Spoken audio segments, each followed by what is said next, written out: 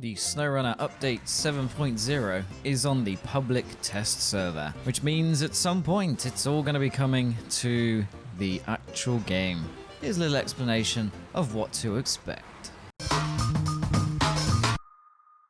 Hello and welcome to ATribeCalledCars. This video is going to be explaining everything that's coming to update 7.0 in SnowRunner. This is the second part of Phase 1, of which there will be 3 parts, and we've already had the first, which was Lake COVID, whatever you want to call it, the TUZ-16 Actaeon, and the Ford F750 Crew Cab. So I'm going to go through the patch notes. If you don't want to know what's coming up, then obviously don't watch the video, because there are going to be some spoilers. Also, though, I have done some research into things that aren't listed on the patch notes. So it always seems like Saber Interactive and Focus Home avoid telling you everything, which is good and bad. It's annoying for me because I have to try and work everything out, but I guess it's fun that there are some surprises. Let's get on with this. Just a couple of bits before that though, if you want to like and subscribe, that would be amazing. As for the PTS, if you're unfamiliar, that stands for Public Test Server, and it's available for PC gamers but not console, and basically here you can test the different things coming to the game, provide feedback, and then normally it'll make it into the actual game, maybe with some modifications, but ultimately balanced as best as possible and bug-free in theory. So the most obvious part of update 7.0 is the new area in the Kola Peninsula region. It's called Amandra, which I believe was meant to be Afrikander, up to you how you say it, but that appears to have been dropped in favor of a different name.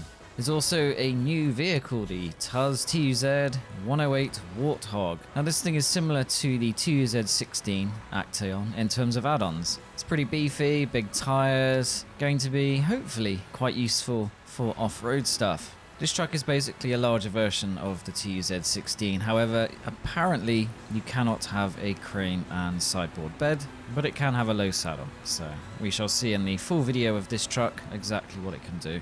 There's also a new vehicle skin for the TUZ-166, which is one of the trucks I've done a video of already. It's a really cool little scout. Awful, absolutely awful without upgrades. I mean, it got stuck coming out of the garage.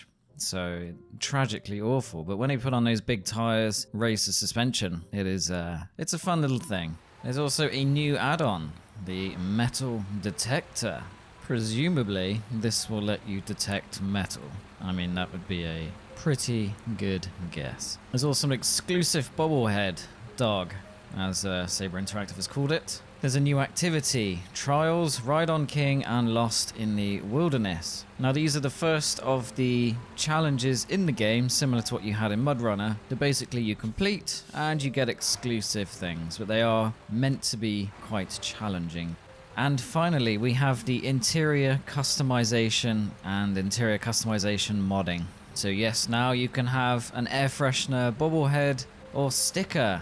I'm hoping I can have Tiger King inside all of my trucks in some way, but we'll see. But anyway, that's kind of cool. You can jazz up the inside of your favorite trucks. Now, there are also new upgrades to find. They haven't listed which upgrades, so close your ears for 20 seconds or so if you don't want to know what these are. But most of you guys who are part of my Discord, or the SnowRunner one, or are a bit obsessed with the game like I am, will know that one of the upgrades is the all-wheel drive one for the Western Star 6900 Twin Steer. So yes, a truck I made a video of because it's so awesome and a little bit different will be even better. Maybe overpowered, actually. We'll see. I mean, most of the time it could get through areas, a combination of the winch and the fact that it's so long that even if the front wheels aren't gripping, the back are, and vice versa. So, with all-wheel drive, it's gonna be pretty sensational. There's also a 5-slot trailer for the high saddle. In other words, you'll be able to carry up to 5 slots of cargo with trucks that have a high saddle. In fact, there are quite a few heavy trucks that only have a high saddle, such as the Kolob 74760. So that could be quite useful for the bigger amounts of cargo, or the drill, for instance, that kind of stuff. And now we come to some of the bug fixes within the game. So this is going to be a little less exciting, but actually there are certain things in SnowRunner that are still broken, so I think it's useful to know what is going to be changed and what isn't, and all that kind of stuff. So, owned trucks counter in the truck store is now properly displayed. So I'm guessing that was bugged, didn't always have the number, or perhaps it didn't go beyond 1. I didn't notice this myself, but there you go. This one's useful for people that have lost trucks, but eventually found them, so it wasn't completely bugged, they just ended up sort of being shunted somewhere else. You now have information about player truck's location in your player profile. So in theory, you should be able to find your trucks a lot more easily. This is a big one. Players on the same internet connection can now play co-op. Yes, if you're sharing the same Wi-Fi router or whatever, basically people in the same household, you will now be able to play co-op, which was kind of weird you couldn't for such a long time, but here you go. This should be fixed. Supported tasks and contracts restart in co-op. So you can restart things in co-op, yeah, fair enough. Added new contracts for Michigan region. Yep, there are a few more things to do in the Michigan area, which is pretty cool. I do like the idea of adding missions to the older maps, as not just focusing on the newer ones, because, I mean, Michigan had some incredible areas, really cool map, particularly the last one, which, I mean, the difficulty spikes pretty heavily if you're not familiar with the game and have a decent truck. All scout vehicles except for the TZ420 Tartarin now have a crane socket on the roof. So this one means you can pick up scouts in the middle at the top, which makes life a lot easier for loading them, because when you had to do it from the bumper or the back or whatever, you'd end up lifting it up vertically once it's off the floor. So not the best. Now you should be able to pick it up with much greater ease, except the TUZ, which looks amphibious and can't go underwater, so it is a great but slightly problematic vehicle still. Added broken repair vehicle to both polygons, so modders could easily test repair add-ons. Yeah, fine. Supported co-op with modded trucks. When a client joins to host with mods, all host mods are automatically downloaded. Player can switch matchmaking settings between the base game and modded version. Fixed RU heavy crane synchronization in co-op. Yeah, seen this was a bit of a pain. Fixed a bug when physics was disabled for objects that are far from the player. Caused cargo falling through trailers, objects stuck in an unrealistic position. So that's quite good for loading things. Supporter option for input hints display. Any wheel, any active input. Yeah, not hugely exciting, that one. Supported camera controls with the D-pad on Logitech G920 and G29. So that's cool. Be able to control the camera using the D-pad. Woo! Improve Logitech force feedback. I wish they'd do a little bit more in terms of Thrustmaster steering wheels, but anyway, I digress. Fixed wheels falling through rocks in some cases. Well, this was supposed to be fixed before, or made better. If you watched my scout video, you will have seen the wheels sort of hovering above the ground on rocks and some other terrain types. But they could also fall through, so I guess they've had another go at fixing that. Fixed snorkel for Royal BM17, so you should be able to do more watery journeys now. Fixed all-wheel drive model for the GMC MH9500. This is the upgrade that is in Lake Cove. Does make the truck better, but it did look weird.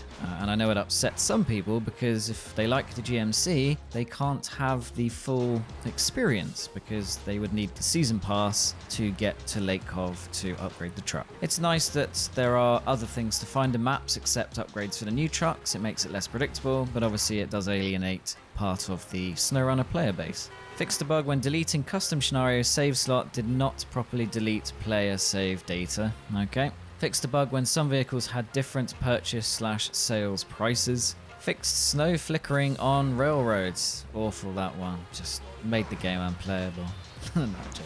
Fixed a bug when some objects on a map were flying away when player drove nearby. Yes, some trucks made fences, particularly the twin steer and the high range gear with the high range gearbox. That really does make things nearby fly. It's probably all the air. In some ways, it's actually kind of realistic. It's a little overdone, but if you've ever stood near a fast moving vehicle, you can really feel the air as it comes past. And we come to modding tools. Supported ability to add custom-made assets to the maps, which is pretty cool. Added support of gameplay zones setup, garages, tasks, contracts, etc.